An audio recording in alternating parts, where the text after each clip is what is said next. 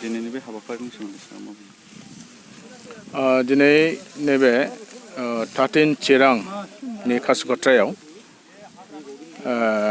ज्योतिष बरमन बिथांनि न'आव जोङो माइ हानायनि हाबाफारि लादों। बेयो दाखालिनिफ्राय जागायजेनदों। जों खैला मैलानि पार्बतीफोरनिफ्राय डिस्ट्रिक्ट हिसाबै जों जागायदों ब्लक कमिटिफोरनि मददाव आरो दिनैहाय 13 चिराङाव जों खालामफैदों।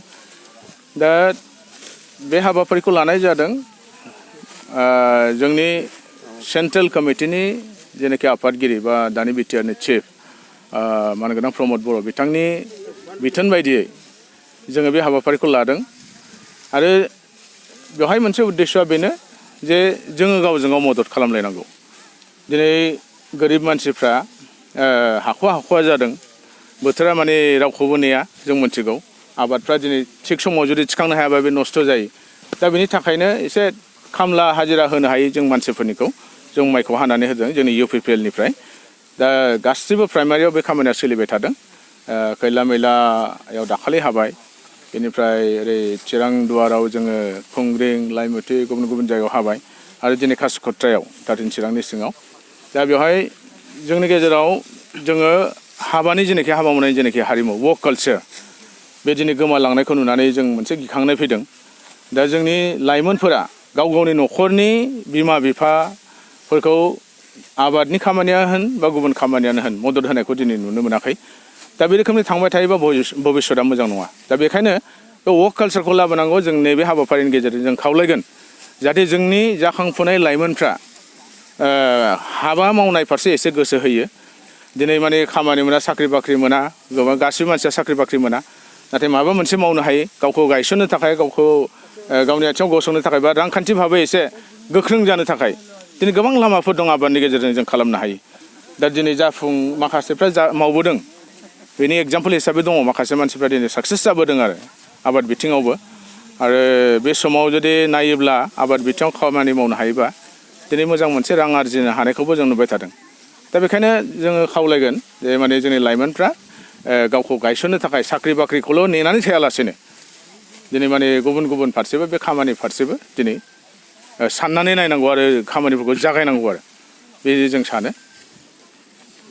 ओमफ्राय जोंनि गेजेराव बे सावरि जालायलायनाय गोदोनि समाव जों नुबाय थादोंमोन। सावरि जानाय गावजों गाव मदद खालामनाय बन सिननाय माइ हानाय बिदिनो गुबुन गुबुन खामानिफ्राव गावजों गाव माने सावरि जालायलायनानै मदद खालामलायोमोन। खिन्थु दिनैथ' बेथ' गोमालांबाय थादों।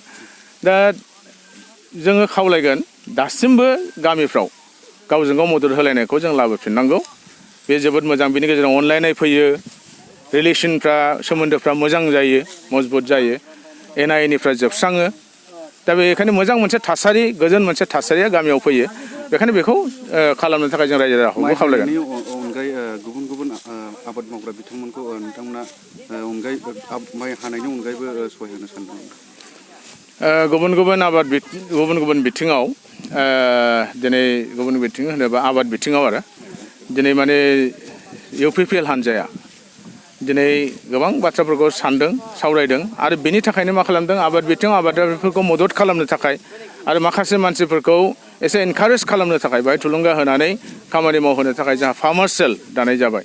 सेन्ट्रेल कमिटि फार्मार्स सेल दाबाय आरो डिस्ट्रिक्ट कमिटि फार्मार्स सेल दानाय जाबाय। बे फार्मार्स सेलआ बे बिथिङाव खामानि मावगोन आरो जोंनि आबादारिफोरखौ मदद खालामगोन, जोंनि लाइमोनफोरखौ मदद खालामगोन आरो थुलुंगा होनानै खामानि मावहोनानै बिसोरखौ गायसननो थाखाय नाजानाय थाबाय थागोन। आरो जोंजों लोगोसे बे हाबाफारियाव जोंहा डिस्ट्रिक्ट फार्मार्स सेलनि आफादगिरि दपेन बिथाङा दङ। बिथाङाबो खामानियाव मुखुब बाहागो लाफादों। दा जोबोद मोजां मोनसे प्रग्राम जाबाय थादों। दासिमाव जोङो 70-80 बिगासो माइखौ हाखांनाय जाबाय गुबुन गुबुन प्राइमारिफ्राव। दा जों आसा खालामदों 300-400 बिगा जोङो गासै हाहैनो हागोन माइखौ जों बे खेबाव जों बिदि आसा खालामदों। बाख्नायजाथाव बे आबादारिफोरखौ सहाय होनाय माइ हानाय हाबाफारिखौ माखासे जोंनि गुबुन राजनितिक दोलोफ्रा माने राजनितिक मुलाम्फानि थाखाय खालामदों होननानै बेखौ बुंनाय जादों। बेनि सायाव नोंथाङा बुङो।